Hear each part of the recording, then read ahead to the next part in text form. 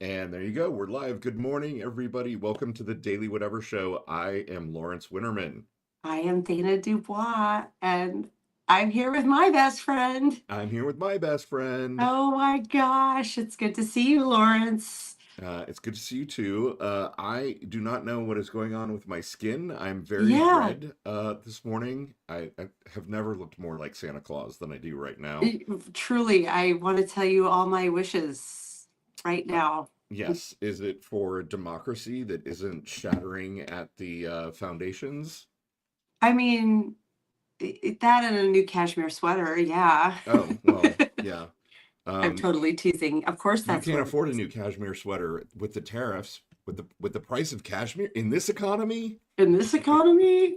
Yeah, I don't, I'm wearing this one is a thrifted one that my daughter found at Plato's Closet in Boynton Beach, Florida. It was $8.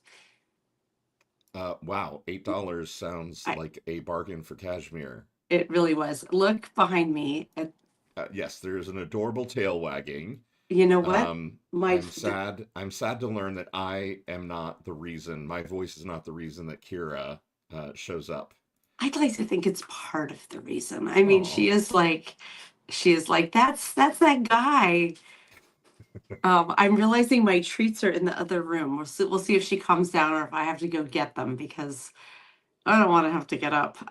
Because oh yeah. Oh yeah. I know how you feel, Kara. That's so relatable. That's how I well, felt after hearing the election results last night. I was like, oh, the here's the Tennessee thing. election results.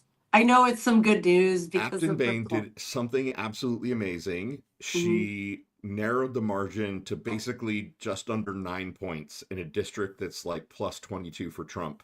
Yeah. And when you consider that there was no one else in Tennessee above her running, like there wasn't a governor's race or a Senate race Right. or anything like that, she really performed kind of a miracle. And I think we can interpret from that pretty safely that like we're still in a D plus 14, 15 environment, and the Republicans need to be shitting their pants right now because she Yeah. did an amazing, amazing job of keeping it in single digits. And that really does bode incredibly well for 2026.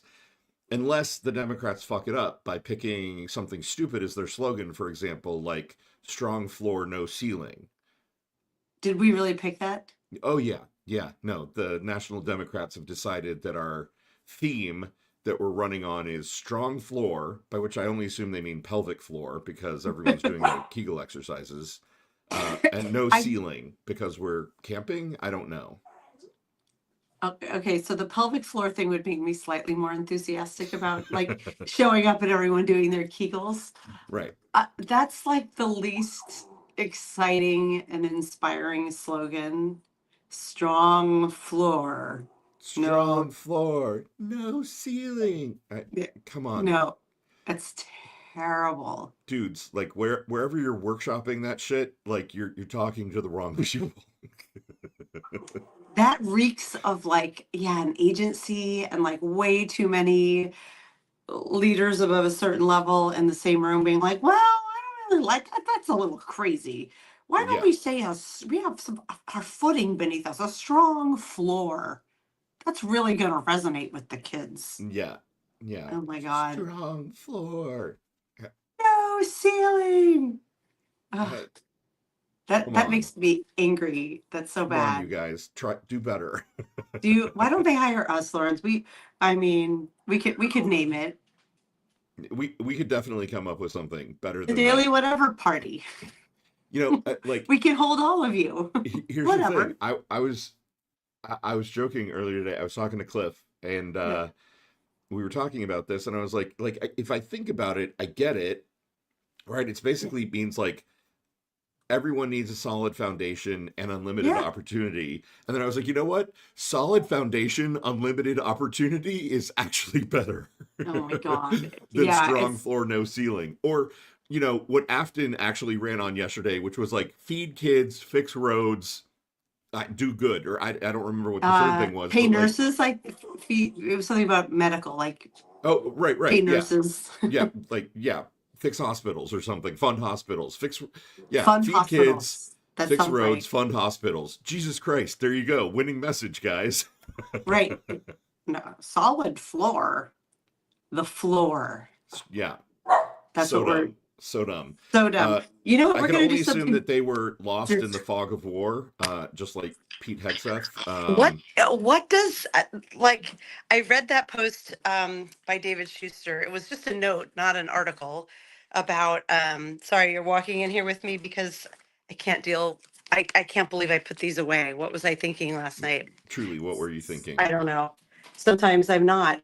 But I read that David Schuster note where he was like, you're saying journalists are sitting in our air conditioned rooms? Like, I've been shot at. Yeah. Have you Yeah. been No, shot at? I thought that was Oh, particularly good. A good point by David that like, yeah, bro. Like, oh, did I lose you? yeah, you blinked there for a second. Pete Hegseth saying that journalists are just sitting in Um, an air conditioned room and planting I've fake lost my stories in the Washington. audio. This is bad. Uh-oh. Can you still hear me? I can hear you. When I put it back in the holder, I squeezed something on my phone. Can you hear me now? Well, it's a good thing we're getting this out of the way before we invite on our There we go. guest. Can There you hear we me? go. Yep, I'm back. Okay. Sorry about that, you Awesome. guys. This is how the sausage gets made every day here at the Daily Whatever, showing how to take care of the beasts Yes. with it. Now you And said I like sausage to do gets that made. with Nature Knots. I'm just gonna practice that one day they're gonna sponsor the Right. show. One day we're gonna get them as a sponsor. Keep Nothing makes trying. my dog happy like Nature Knots. That's remarkably good. Yeah, We need to talk about our guest, Rachel from This Woman Votes, who is going to be joining us here in mere seconds. I she am super is. excited. We are super excited to have Rachel on the show today. You know what? I'm just going to add her to the stage Wait, because. I was gonna say I want to read her bio before she comes on. Whoa, we've ruined it all. Hi, Rachel. How Hey, are you? Rachel. We are thrilled to have you here today. Thank you. And now you're gonna have to endure me reading your bio while you're here. I'll just cringe in the corner while you. Right. That's what I think is gonna happen. You can tell me, is it Marone? Marin. Rachel Marin writes, This Woman Votes, a furious, occasionally funny, deeply informed political dispatch from a woman who's done being polite about fascism. Yes. She started Substack under a pen name just to separate her work life from her war writing, but the stakes are too damn high for hiding. She writes to arm people with clarity, courage, and the occasional well-placed interrobang. I love it. Welcome to the who doesn't love show. an interrobang? Thank you. I know that you are willing to fight over an Oxford comma, as am I. Oh yeah. But the interrobang is in fact my favorite punctuation. Yeah, no, me too. Last time I was hanging out with my boyfriend, I think we interrobang. Lawrence is exactly what I was about to say. There's no bang that Lawrence doesn't like. There's got to be something in there, right? Like, Yep. I love a good interrobang too. Been way too long since I've had a good interrobang, Lawrence. So there we go. The Daily Whatever Show. Sorry, Welcome. Rachel. This is what you get. Crass childishness and somewhat elevated political conversation from a dude who looks remarkably like Santa Claus this morning. So. It's always the unexpected. You don't expect, Right. I didn't expect Santa to talk to me about banging interrobang. Yeah. Hold on. I am going to put the link to you here in our chat so everybody can go follow and go subscribe. Yeah. What is the TWVME in your handle? It's just This Woman Votes me. Right. I literally I set it up not knowing anything about Substack. I just sort of stumbled upon it. And so when I started out, I thought, well, I've got work writing, and then I have this other sort of need for outlet. And so that's sort of how it all started. How long have you been on Substack? Since February. I started work first, and then there was sort of this off gassing of work that goes on. that is sort of applicable to society, to humanity. And so we've got a piece of work that we do. I always say that we help rabid capitalists make more money being less exploitative and less extractive. That's what I do for work. I work in AI and tech and all that stuff, and that's kind of my work existence. But all of that stuff tends to bleed over because what we train is really trust. And so building trust and the trust envelope, and it all just sort of kind of merges into what is better for society. So then we just start giving all that stuff away. So I need to make money on like 20% of it, and 80% of it can be picked up by, it can be applied to mutual aid. I did a trust envelope for policing. I've got one for nursing that I'm working on getting vetted by a couple of nurses and some doctors and that sort of thing. So that's kind of where it all started. And of course, I'm a sleepless autist that reads 300 books a year plus, sometimes more. And so I tend to synthesize information by writing. And so here we are, raising hell. That is an amazing introduction, Rachel. And so today we're talking to you about identity fusion, which I will admit, that is not a term I was familiar with until I read your articles on it. Yeah. Can you, for the audience, could you give people just kind of like a primer on what identity fusion is? Yeah. So let me start by saying I am not a doctor. I'm not a psychologist, and a lot of this is based in psychology. Right. My background is political Holiday Inn science. Express last night, and so you know, the joke fell flat. Wasn't there like a whole commercial like, I'm not a doctor, but I slept at a Holiday Inn Express last night? And there is. I remember the I'm not a doctor part. I don't remember the Holiday Inn Express. But... okay. Well, the Holiday Inn Express commercials were great. Yeah. Good night's sleep and you're doing brain surgery. Right. Yeah, that is that's kind of what it is, right? Because I write about a lot of stuff that is sort of a synthesis of all of my ideas and thinking. And so when I started reading this summer, I was sort of off on this deep dive into feminist prose, and I had this goal. I was going to read, 50% of everything I read was either going to be, people of color, indigenous. I wanted more perspectives. I wanted to sort of dig through, be more intentional about my just gross consumption of information. Right. So it was your bell hooks summer, basically. It was bell hooks. It was bell hooks and Adrienne Maree Brown and just so many great writers. And so, and most of those were rereads in a lot of cases, but I kind of reread books the way people rewatch movies. Sure. It's, you find a book that's comfortable and I'll read it. Yeah. There are some books I've read 100 times. Yeah. But anyway, so identity fusion came out of a lot of the feminist work that I was doing, because a lot of people have sort of lost family to what's going on, and how does that work?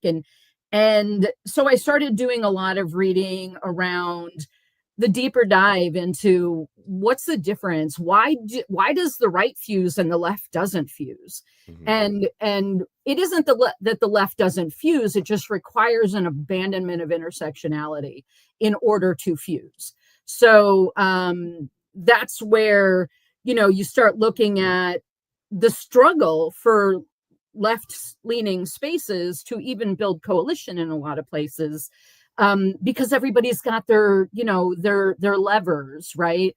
And in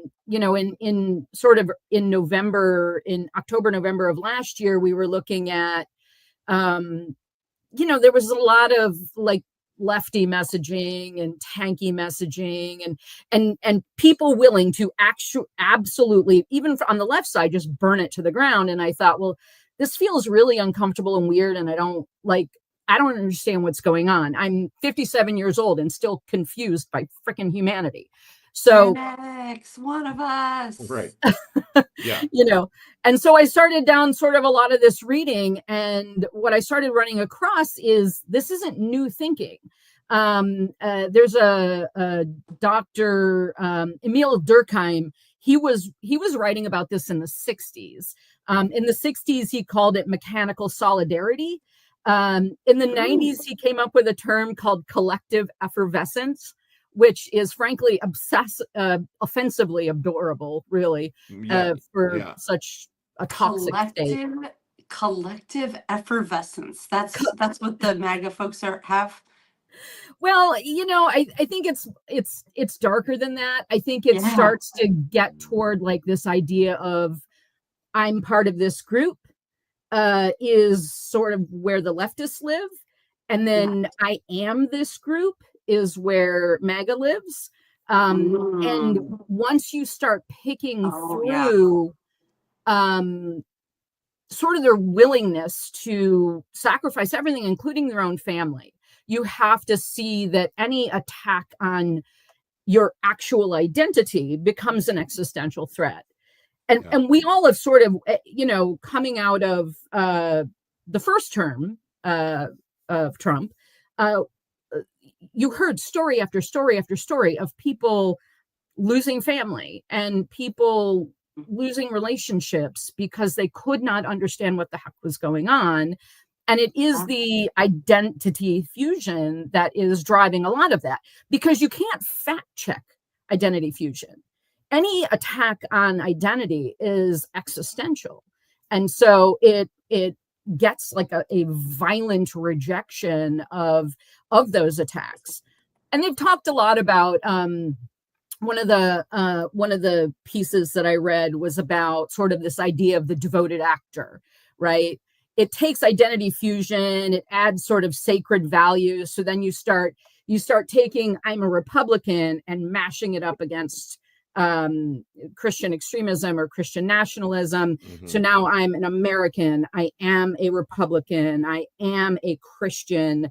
Why, and then you've got Marjorie Taylor Greene saying, of course I'm a Christian nationalist, I'm an American and a Christian. And that is her fused identity. Right. And so any threat to that becomes existential. And I find that where she's at is really, really fascinating because,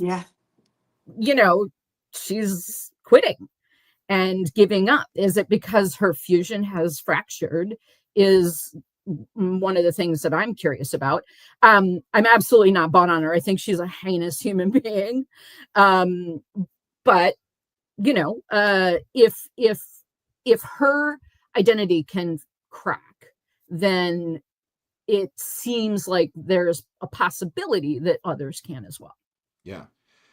God, that's so interesting, because I think all of us are kind of naturally gravitating to the kind of verbiage of talking about MAGA cracking, right? Like we're seeing kind of the fine cracks in the china beginning to appear, and then the bigger ones like Marjorie Taylor Greene. And you're right, like this concept of identity fusion, it's kind of the logical way of describing maybe the end of that is in fracture, right? And cracking and breaking apart in sort of this, I don't want to say violent, but maybe violent. Like it seems like, I think it feels violent, right? Like when you think about who you are as self, right? These are very deeply held notions. And I don't know if you've ever read anything that gave you like an epistemic shock that just fucked you up. Yeah. Right. I've read a few of those things where I'm like, I got to sit with this for a minute. I read a book. I read a book a few weeks ago that just has made me so furious that I cannot write about it. Oh my God. Can you tell us what it was? So it was the book called Injustice. About the whole why the hell Trump still exists and isn't in prison. Yeah. And like we are suffering a literal death by optics. That didn't move forward because of fucking optics. And that book has me so angry that I can't process through it. Like I've tried writing about it. I've tried rereading. I have, I don't know, 300 or so bookmarks in it. It's just like, it was so infuriating. And that wasn't an epistemic shock, but it was one of those things that I had such a violent emotional reaction to that eventually I'll figure out how to frame it up in a sensible way that conveys something other than just absolute fury. Yeah. Hopefully. I'm looking it's not in your reading against the refinery list. No, it's not. Too No, it's not. soon. I mean, part of the I'm reason gonna that I put did that is because of this conversation this morning. I think that there's sort of some entry level stuff that you can read and get a really good understanding of what's actually happening. I tried to link to a combination of free stuff that's available, and then I usually link to Powell's because Powell's is my local nerddom. My drug dealer of choice, if you will. Oh God, we love Powell's. I was just there like last month in Portland. Yeah, Is incredible. War-torn Portland. It was really hard to walk through the streets with all the shenanigans of war going on around me. Right. The fog of war. The Pete Hegseth the fog of war. Oh, what a missed opportunity. Thank you, Lawrence. The fog of war was thick in Portland. Yeah. Not the last book that I read. I think the first book that I read that gave me that kind of like epistemic shock that you were talking about was the Howard Zinn, People's History of the United States, right? Like kind of going from that program childhood impression of the history of the United States as beacon of hope and embodiment of all that is good into like, oh God, no, we're fucking monsters. It's just that we're maybe slightly less monstrous in some incarnations than other places in the world, but so I know what you're talking about with that, reading something that literally rearranges your interior world. Yeah. One of the things that is in that list is Milton Mayer's They Thought They Were Free. And if you haven't read this book, please read this book. Everyone should read this book because it's a journalist that was talking to people in Germany in the 30s and then went back to Germany in the 40s after the end of the war to revisit those same people. And the gentle, soft slide into fascism isn't hard. And we are there right now. It's happening right now. And so if you don't read that book and recognize what's going on around us, you need to reread it because you missed something. Right. Yeah. Or look up and see what's going on around us a little more. Just take a look around. The idea that, I'm pretty insulated. I live in Portland, I'm white. I don't have a whole lot of struggle. I don't have I don't have a lot of risk, frankly. Mm-hmm. My companies are all incorporated in Canada. So I have a plan B. And mainly I incorporated in Canada because I consider the United States legal system sort of post-law. There is no more IP protection. It's pretty difficult to get anything done legally here. And you can't trust any of it. It's all completely untrustable. Wait, I love that. Can we pause there for 1 second? Sure. How can an American go incorporate a company in Canada? I didn't know. Well, first, maybe I'm naive. I didn't know we could do that. You can do that. I'm incorporated in BC in Vancouver. Also, my business partner lives in Vancouver, but they allow cross-border business entities. Really? Yeah. But on the other side of things, it also gives you a 1-year path to legal residency in Canada. So that's sort of my plan B. And then tell me more about this. Like, how interesting, Rachel. Do you need to seriously? Do you need to prove that your business is doing something to benefit the people of Canada? Like, what are the regulations or sort of stipulations for doing that? Suddenly, you're teaching a law class on how yes, to please. incorporate in Canada. Sorry, again, I'm not a doctor. I'm not a lawyer. Right. Just based on your experience. So you can incorporate in Canada, the path to legal residency takes somewhere around 12 to 18 months, depending on what you're looking for. It is sort of what they consider a fast track process to get your residency there. Once you register for residency, it takes a little bit of time. You've got about 6 months to actually move to Canada and then establish your residency. So you still have to move there eventually. And I moved to Oregon from South Florida to care for my mom with Alzheimer's. Oh, wow. So We're in South Florida. We're from South Florida. Coral Springs. Yeah. We're from. Oh, wait. Are you Where from are you Coral from? Springs, or do you know that we're from Coral Springs? No. I still own a home in Coral Springs. Oh my I God, spent that's where 40 we years grew up. living in Coral Springs. Wait, what? Yeah. Taravella High School. Oh, no shit. Both of us. Yeah. Like, we grew up in Coral Springs. Wow.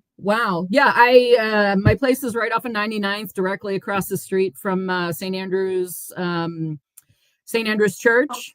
Oh my God. You're blowing my. Wait a Yeah. minute. I didn't even.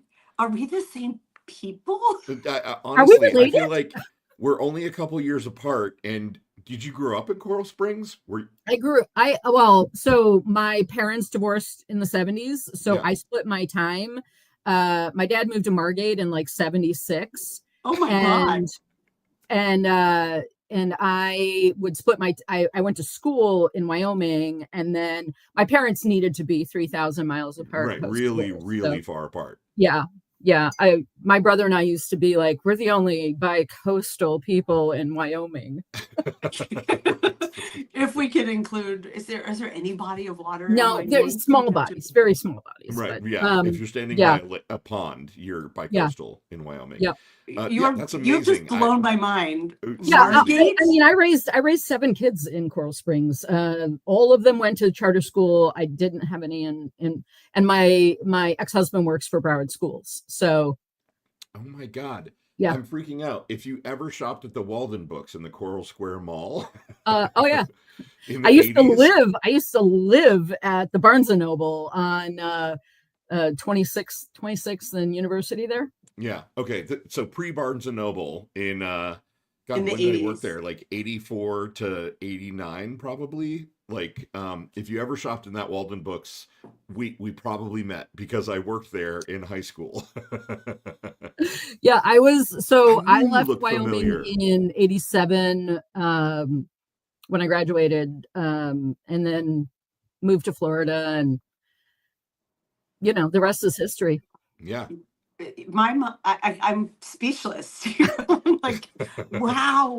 Right. It is I an knew I liked incredibly you. small world we live in. Yeah. We live It in only such took a us small 30 world. years.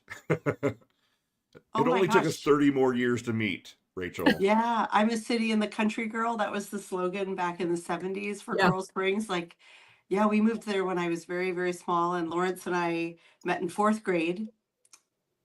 Wow. Went to high school, elementary, middle, high school together there. We both went to University of Florida. Like, we go way back. Wow. But so the horrors of South Florida. Mhm. Yeah.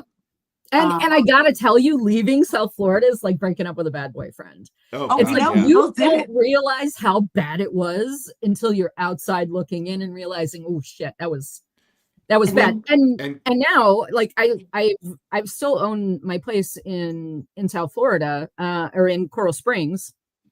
But the reality is it's in a neighborhood that I can't afford to buy in.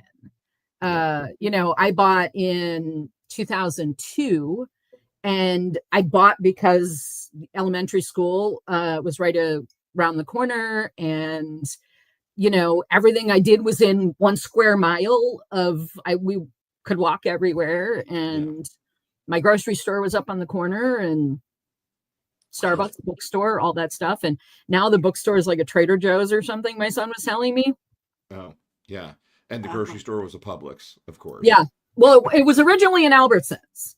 Oh, right. Yeah. I Okay, so remember I in the think- 70s, we used to hunt out at the end of Wiles Road. Oh, God. Yeah. No, Yeah. I know exactly where you're talking about. Yeah, so the St. Andrew's Church, is that the one that's kitty corner from Temple Beth Or? No. No, okay. So you know where the hospital is, right? Yes. So in that neighborhood between 99th and Sample, or between Copans Road and Sample, Yeah. and University Oh my and God. You Coral were right Springs where Drive, we grew up. back in that I mean, neighborhood. like, My street dead ends at Mullins Park. yeah, I was just gonna say you're right by Mullins Park. Oh my Yep. God. You are Yeah. right where we grew up. Yep. Except Copans Road was called Royal Palm Boulevard.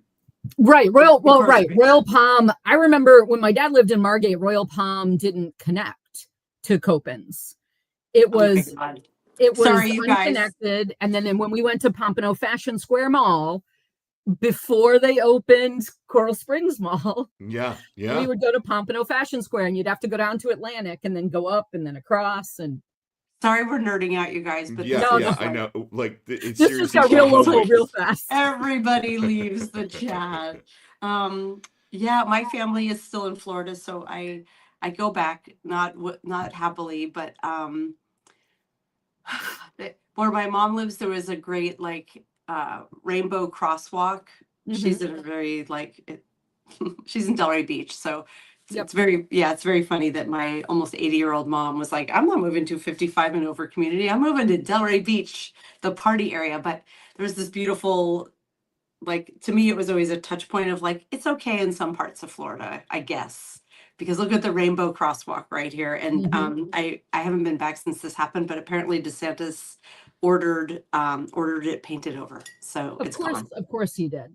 Right. So you also migrated to the Pacific Northwest from Florida. Like, hello, I did. kindred spirit. Yeah, we both did too. You know, if you'd asked me 5 years ago, Yeah. I would have told you I'll never be more than 2 or 3 degrees further north from the equator. And then I got to the Pacific Northwest. Like, my mom had Alzheimer's. It was a whole journey for me to get here. My life dad does. So we're my all entire alive. life completely combusted in 2020. Like, oh my gosh. but it fell apart in like the most convenient way and time. Oh, Which was really weird. My ex-husband and I split up. It had kind of come to a head about May of 2020, and he said the worst thing imaginable to me. And so I woke up the next morning. I literally packed what I could carry on my motorcycle and I left.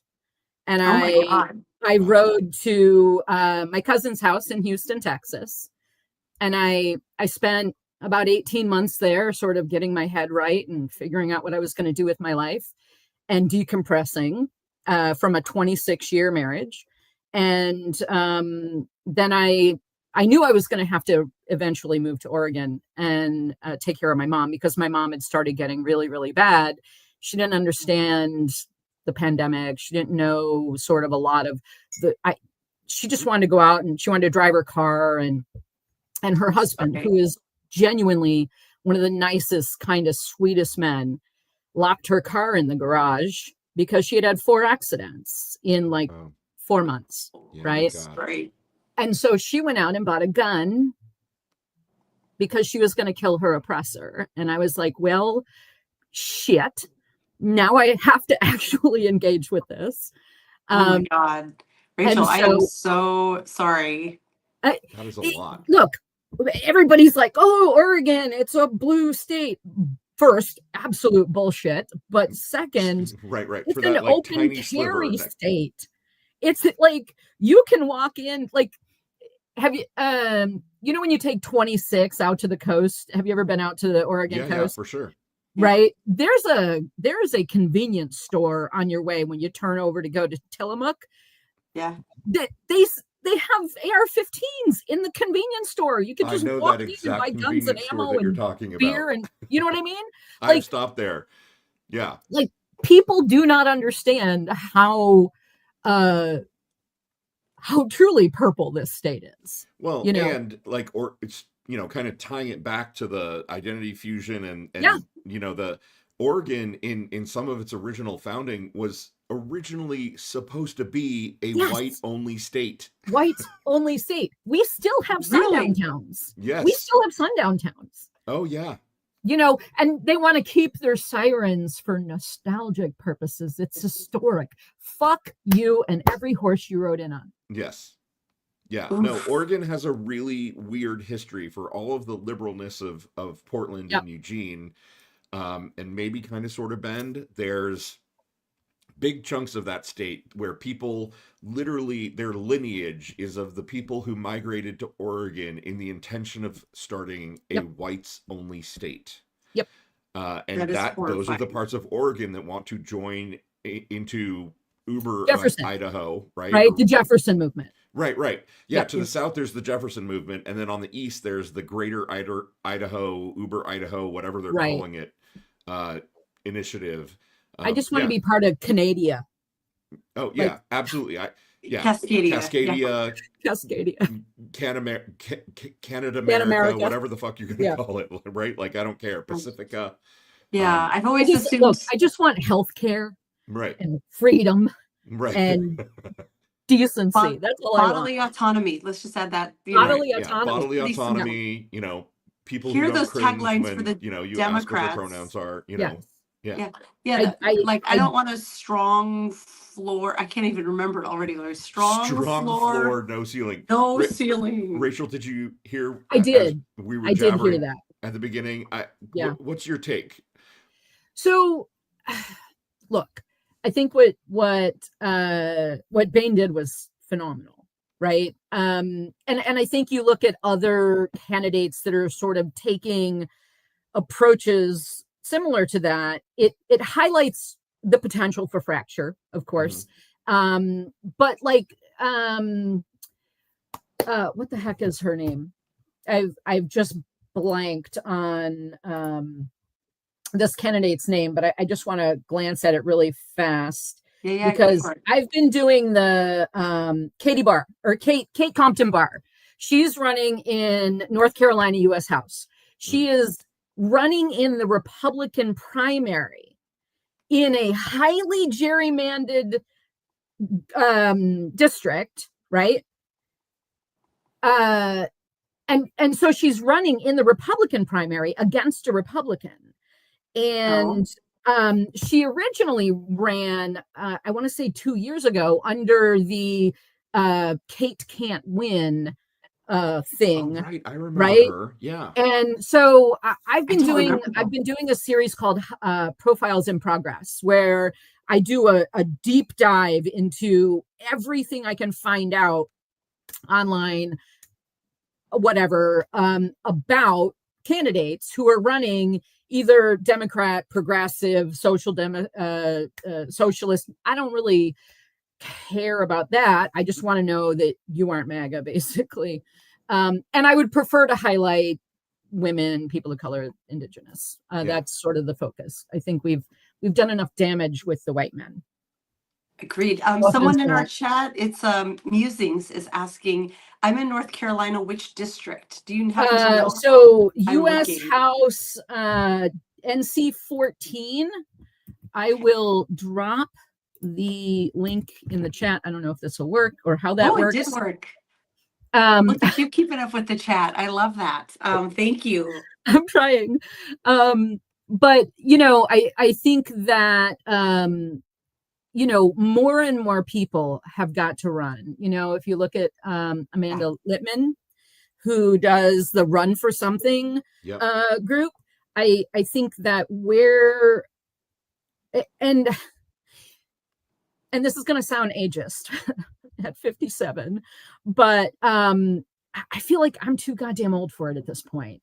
And I used to say, because I do a fair amount of like public speaking and that sort of stuff, and then people would come up to me and be like, "Oh my God, you should run for office." And I used to say, I have way too many skeletons in my closet, like, right? But then I think, well, shit, we have a rapist felon in office. Why, and not even that. I mean, Rick Scott in the Senate is one of the biggest American healthcare fraudsters Right. in the country. And he's in the Senate trying to take our healthcare away. The unmitigated gall of this son of a bitch. Yeah. Right. Honestly, I have had like wild fantasies of running for something and just preemptively being like, oh, you know what, you guys, here's all the internet videos of me giving blowjobs. Yeah, come at me. They're really If good you must. blowjobs. And you just put it all out. You just Right. put it all out there, right? Yeah. Because Here I am. Right. I was late on my taxes these years, and because Yeah. who can fucking afford taxes in this economy, right? And You know what's there crazy, you go. Lawrence? That's all the dirt. A candidate like that, if we're talking about, we talked yesterday during our rambly session, our unplanned live, about authenticity and how that's what's really resonating for the Democrats. Yep. Here in Seattle, we had a very close mayor race between our incumbent Bruce Harrell and upstart Katie Wilson, with really no executive experience, but she was so authentic. And she's like, yeah, Right. I can't barely afford to live in Seattle. Yes, my parents are providing free healthcare for my kids, so I can afford to run. Yes, I take the bus. I think there has to be the candidates are going to start appearing who are like, yep, there's been, I have filmed myself having sex, and you can find it on the internet if you wish. Right. I'm not ashamed of it. It's there. Right. Because I'm not 100, right? Because I'm an actual person in the internet age. Jason Odell just put, vote Lawrence, he'll wash your sugar bowl. He'll wash your sugar bowl. So I wrote a story a couple weeks ago now, and inadvertently maybe started what we want to have be the next, toss my salad, wash my sugar bowl. Nice. It was supposed to just represent a literal act of care. A guy I was seeing like literally washed my sugar bowl when I wasn't looking and set it on the counter. And I was like, what a lovely thing. Someone is making my life easier in a small way. I could love this guy if he right. And then I rises heard to the that occasion. and instantly turned it pervy and was like, yeah, he really knew how to wash your sugar bowl. He really did. He really did. You got to take it where you can get it. At my age, if you could work this into conversation, Rachel, when you're like, yeah, that guy, he really washed my sugar bowl. Let's see if we can make this take off. We could be like Dan Savage with pegging and Santorum. He's always like coin terms that are now kind of part of the lexicon. Yeah. Pegging is now in the OED. That was his goal in life. I want this. I'm not aiming at the OED, but like a colloquial expression. Sure. Toss my salad, wash my sugar bowl. Trying to maybe bring it back to kind of the gist of our conversation, though. Yep. So, Rachel, you're somebody who obviously thinks deeply about these things and really likes to synthesize. So, looking at the environment that we're in right now, politically, going into 2026, what's your take on like messaging or framing or the ways that Democrats can actually kind of put a stake in the ground to win? So, and this sort of takes some of the identity fusion thinking into this, but when you think about sort of a lot of the messaging that was coming out in like April, May, June, and everybody's like, we got to stop with identity politics and we need to, part of it sort of read like, frankly, it read like we have to sacrifice. We have to sacrifice trans people to win. We have to sacrifice. I already loved you, Rachel, but I love you even more. This is exactly my take too. Yeah, please go on. I refuse to enter into the thinking that we have to sacrifice identities. I think we have to maintain intersectionality, because without intersectionality, we're just another flavor of fascism. Yep. The moment, and I talk a bit about this and sort of why the left doesn't fuse and why the right does, because the right is willing to sacrifice as needed, right? Like when Mussolini won, there was a group called Jews for Mussolini, right? Right. That were immediately sacrificed. Right. There were Jews for Hitler, for God's sake. Right. Right. Like that would keep them, yeah. Yeah. When anytime I see labor for Trump, I'm like, what the actual fuck are you doing? You know what I mean? Like women for Trump. Christ on a crutch. That's stupid. But Yes. like, so I think that we have to go progressive. We have to go progressive. And I was having a conversation the other last week. We have to put everything on the table. I wrote Project 2026 starting back in like, I think I started it in like March or April. And then I sort of reframed it once I had finished all of the writing as sort of the mandate for progress, right? Yeah. We have to put everything on the table. I want a UBI on the table. I want universal health care on the table. Right. I want complete protections for bodily autonomy. And bodily autonomy also needs to include how we treat trans people. Like the fact that we cannot get our heads around. One of my dearest friends is masculine presenting lesbian. She has always identified as female. That has never been her thing, but she's, all the boyish charm, none of the rapey vibes. And she's someone that I love dearly, but she wears a t-shirt that says female on it when she's traveling, so she doesn't get accosted in a goddamn toilet. And so when you understand that when you attack trans people, you are harming women too, yes, you have to fucking consider this. Yeah. And yet it doesn't get considered. We cannot sacrifice trans people to win. We cannot sacrifice gay marriage to win. We cannot sacrifice bodily autonomy to win. We have to carry it forward. And if we don't, we are just as fucking fascist as they are. Absolutely. And that's how identity fusion happens. The left can fuse, right? That's how Stalin happened. That's how Mao happened, right? That's left side of fusion, right? We cannot, as long as we maintain a death grip on intersectionality, we won't fuse ideologically. Yeah, no, you have no idea how you're singing Lawrence's song. I've said this before a million times. It's so fucking nice to hear it coming from somebody else.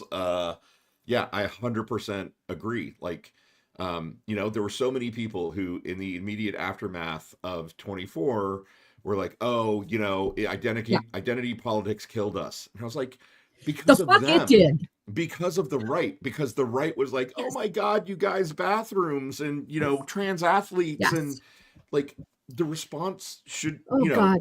Get me started on trans athletes, for fuck's sake. The president of this country has more women accusing him of rape than there are D1 trans athletes. Yes, exactly. It is all just boogeyman. I would have called the trans boogeyman probably back in March. Yes. And someone wiser than me, God, I wish I could credit them, but someone wiser than me was like, you know what trans people care about? That the fucking grocery prices are too expensive. They care about the fact that healthcare is unattainable, regardless of whether it's gender affirming or not. Like, God forbid a trans person gets the fucking flu. Because seriously, Jesus. Yeah, I want life affirming healthcare. The stuff that keeps me alive, to be affordable.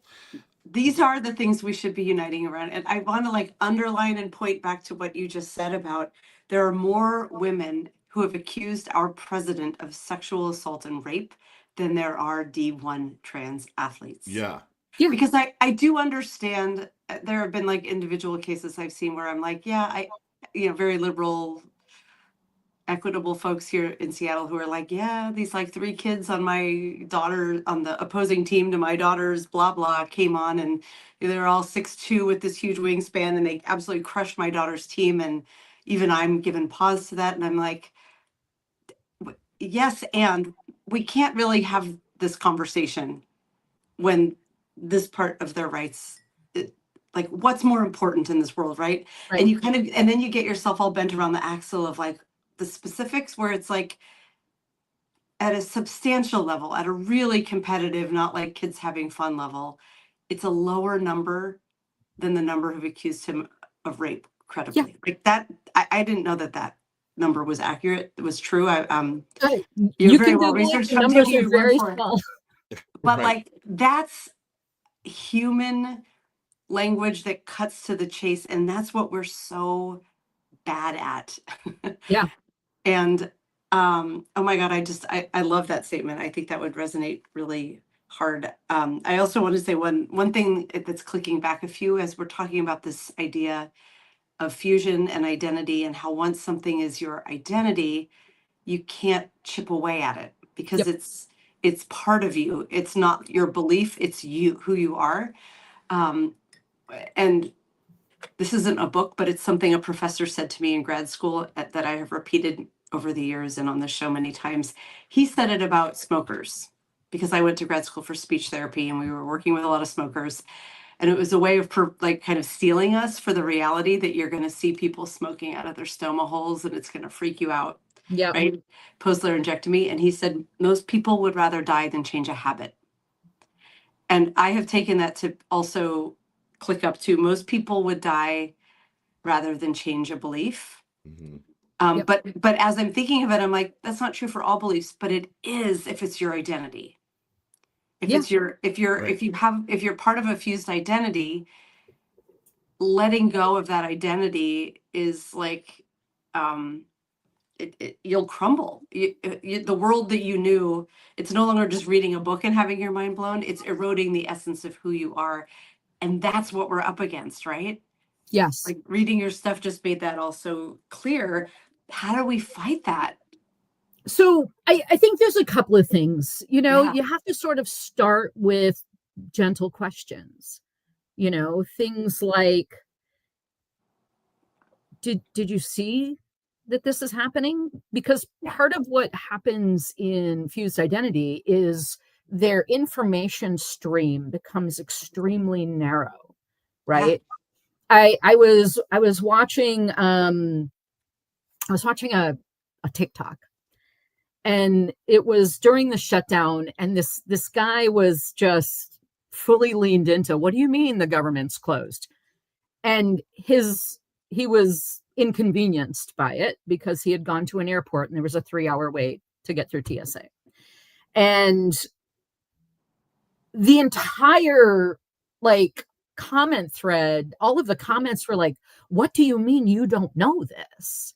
What do you mean that you're confused? The government has been shut for 40 goddamn days and you don't know? Right. And I think Right. that sort of, when you start looking at how people get information and how narrow those streams become, and I've got a piece, a series on epistemic war, right? Because that's what a lot of this is, right? This is epistemic warfare. And so within the epistemic war model, you have saturation, enclosure, capture, and then selective violence. And this is how information gets framed. And so when you think about saturation, means that you start seeing it in your feed, right? And then enclosure means that it starts getting escalated in everyone's algorithmic feeds. And then capture means that it's sort of moved from the feed into your local city council meeting and that sort of thing. Yeah. And then selective violence is sort of the punishment that gets put out based on, and it's usually sort of doxing and shaming and that sort of thing. And like the president calling that reporter piggy was very much an example of selective violence. It shames her for certain, but it also teaches everyone that surrounds her to watch it, right? And Yep. so that starts to sort of hamper reporting. And so and the thing that I tell people all the time is, you don't have to believe me. All you have to do is take a look at the SecSev model, identify it, clock it when, and then just follow the model. You don't have to believe me at all. It's not even ideological, whether it's on the right or the left. One of the things that popped for me a few weeks ago is everybody was talking about, I saw 3 people within 30 minutes call Katie Porter snippy. Now, as someone who has occasionally been accused of being abrasive and snippy and a whole host of other pejoratives, I immediately was like, they're using the same language. And the reason they're using the same language is because it's getting laddered, right? There's an amplification laddering that happens where a small creator will say something, and then a mid-tier creator will amplify it, and then it gets amplified at the big creators start amplifying. And so that is, you don't have to believe it, but the moment you see the pattern, you will see it everywhere. Right. And as soon as I clock a pattern, I have an OSINT. OSINT is open source information gathering. Mm-hmm. And I have an OSINT tool that I use when I see a pattern. I use my OSINT tool to do a lookup on it and just to get a read. What's the read? Is it me? Is it like, because I'm highly pattern oriented. But having something else validate what you're seeing, having the ability to clock a pattern. And I know that I am way more pattern oriented than the norm, but people see it all the time. They just haven't recognized it as this is an action that someone's taking against me in an epistemic war frame. It immediately made me think, what other person is running for governor in California that is trying to plant the Katie Porter is snippy meme and get that elevated so that it disqualifies her from being a viable candidate, right? Right. 100%. That's the Overton River. The Overton River. Yes. Overton I know I could talk your ears off for hours and hours and hours about this shit, but oh my God, we're bringing you back on. I mean, anytime. Obviously you're going to come back a million times because you're our new bestie. Yes, we ask a question. And we were neighbors for crying out loud. Right, for God's sake. We probably met at Walden Books in 1980, 88 or something. Oh my God. Before we jump into our question we always ask, Lawrence, the chat is asking about your OSINT tool. Is there like a link you can put in there? It's not. I have a 47-page instruction manual that you can load into ChatGPT as an instruction tool, and it will do the do. So do you share that? If you want to send me an email at thiswomanvotes@gmail.com, I can mail it out to you. Awesome. Okay. Amazing. I love that. Hopefully everybody in the audience just caught that. Amazing. And we are almost out of time, so we do have to ask her a question, especially as you are right Gen X, like us. Gen X like us, right in the middle. So here's the question we always ask, hard hitting. What is the most Gen X song of all time? Okay, so someone tried to hack me on TikTok the other day, and I got a little note saying, hey, give me your number, from someone I kind of only mid-knew, and it didn't ring, right? And so I sent him 503-867-5309. Right. And then I got a message back going, did you get my text message? I need that number so that I can get into my TikTok because my TikTok is locked. And I was like, nope, didn't get it. Oh my God. 867 Jenny. 5309. Yeah.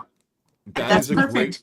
That is a great choice, because that is a song I feel like only Gen X really remembers, and it's programmed into all of us. They didn't get it all. They didn't get it at all. Of course not. Right. If you don't get it, you're not Gen X. Yeah. You're not Gen X or you're not American if it's a spammer. Right. Oh, wait. Okay, Rachel, you might know this. What is the subscription number for the Miami Herald? Oh, I don't. If we start singing it, 4444444. That one I definitely don't know. I should know that one. Oh my God! It also comes from not watching TV. I haven't watched TV. Oh yeah. No, it was a TV commercial that obviously I saw so many times that even now I can subscribe to the Miami. That was a childhood thing. So my parents, my parents and my dad and stepmom in Margate, their phone number was one number off from the City of Margate Water Department. Oh my God. So you got so many. We got so many phone calls. Yeah. Nice. That's hilarious. Rachel, this was so much fun. Thank you so much for coming and joining us. You know, I was just thinking that, like, I've said many times that, like, the most amazing women I know often have the shittiest fathers. I'm also going to say some of the most amazing people I've met are South Florida escapees, especially those who flee to the Northwest. There's very few of us. Universally, though, like, making the right life choices. So it's amazing to meet you. I loved your writing. I was excited to meet you before I knew. They were from the same, like, bland milquetoast hometown Yeah. Yeah.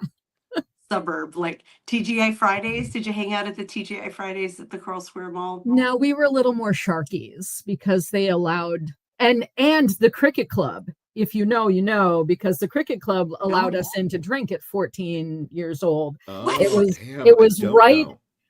Look, that? I am a very early drinker, and cricket club was on 441 south of Palmetto Park Road. There was Okay. that strip mall there, Mhm. Yes. and we were getting in at 14. Damn. Why didn't we know you back then? Honestly. We were such good kids. We were so naive at that age. Oh no, so- we weren't. I was not a good kid. Yeah, no, Dana and I were. I wa- we were I was the one ridiculously that your mom naive. said, "Oh, you can't hang out with her. She's a bad girl." Oh We my should have God. known you. Oh my gosh, but we know you now, and that's the You best do now. part. We do now. Oh my gosh, this has been so much fun. Thank you so much. What a great way to start.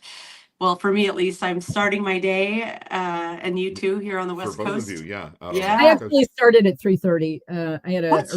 earlier than expected call this morning. I have project teams in Cairo and in Lisbon, and so sometimes I have to take really early calls. And today was an unplanned early call. Okay. Wow. Okay. Well, go take a nap if you can. Bye, guys. Yeah, so great. Bye. Thanks to everybody. everyone for joining us. Love Thank you, you. Mina. Love you, Bye. Mina, everyone. Mwah. Mwah.